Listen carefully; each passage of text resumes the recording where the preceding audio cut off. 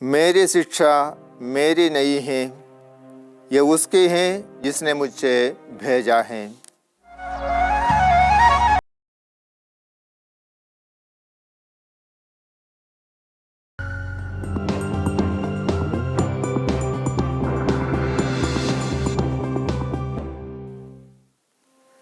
आत्मदर्शन TV के सभी श्रोताओं को मेरा प्यार भरा जय यीशु।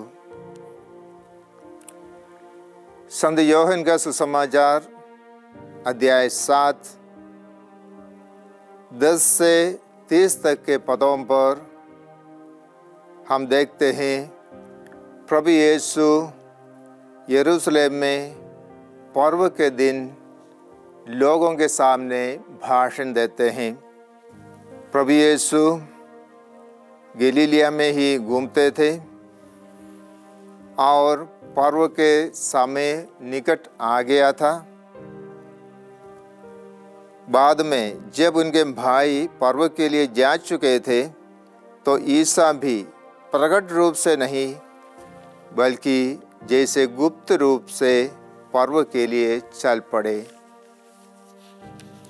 प्रकट रूप से वे नहीं गए क्योंकि यहूदी उन्हें मार डालना चाहते थे। उन्हें विश्वास था कि पर्व के दिन वे यरूशलेम आएंगे। आधा यरूशलेम पहुंचने के पहले ही उन्हें गिरफ्तार किया जाए, मार डाला जाए, ये सोच रहे थे। प्रभु ये जानकर प्रकट रूप से उनके बीच में नहीं आए बल्कि गुप्त रूप से यरूशलेम पहुंच गए और लोग उन्हें ढूंढते रहे। लोग आपस में बातचीत करते थे क्या वो आएंगे कि नहीं। लेकिन बाद में जैसे जैसे भीड़ इकट्ठे हो गए, जैसे जैसे त्योहार मनाते हुए लोग खुशियाँ मना रहे थे तो उनके बीच में प्रभु आकर प्रकट हुए और भाषण देने लगे। उन्होंने अपने विषय में, अपने शिक्षा के विषय में, पिता के विषय में भाषण दिया, लोगों को बताया, समझाया, उनके आगमन का उद्देश्य बताया। लेकिन लोग विश्वास नहीं किए और उन्हें ऐसे भीड़ के बीच में देखकर यरूशलेम निवासी कहने लगे क्या ये सचमुच में मसीह है? क्या हमारे अधिकारीगण इन्हें स्वीकार किया है? क्या वे उन्हें मसीह मानते हैं?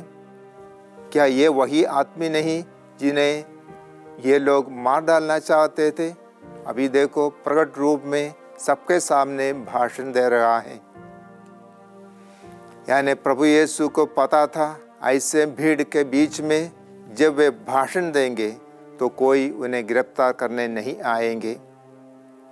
यानी वे उनके सब बातें समझकर समझदारी से कार्य किया है। जैसे उन्होंने खुद कहा था, अपने शिष्यों को ये उपदेश दिया था, आदेश दिया था, देखो मैं तुम्हें भेड़ियों के बीच भेड़ों की तरह भेजता हूँ, इसलिए सांब की तरह चतुर और कपोत की तरह निष्कपट बनो। और इसका एक उदाहरण आज के सुसमाचार में हम देखते हैं। प्रभु यीशु खुद ये चतुराई से कार्य करते हैं, भीड़ के बीच में आकर भाषण देते हैं। लेकिन वे डरते हुए नहीं, धीरज के साथ उन्हें जो कहना था वही कह दिया। चाहे भीड़ है, चाहे उनके शत्रु पास में थे, फरीसी पास में थे, लेकिन उनके उपदेश में उन्होंने कोई समझौता नहीं किया। उनका जो आदर्श है वो त्यागा नहीं बल्कि धीरज के साथ सबके सामने बता दिया। तो इस प्रकार का एक साक्ष्य हमें मिलते हैं अब प्रभु के जीवन में। तो हमें भी चाहिए इसी प्रकार चतुराई से सोच समझकर कार्य करे और प्रभु का वचन सुनाए, प्रभु का साक्ष्य दे। प्रभु ने बार बार ये कहा कि वो पिता का कार्य करता है। पिता ने उन्हें जो कुछ सौंपा है वही कार्य वे करते हैं, वही उनका मिशन था।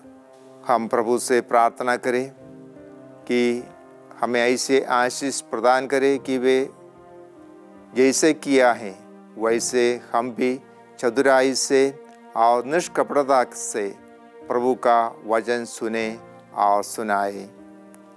आमीन।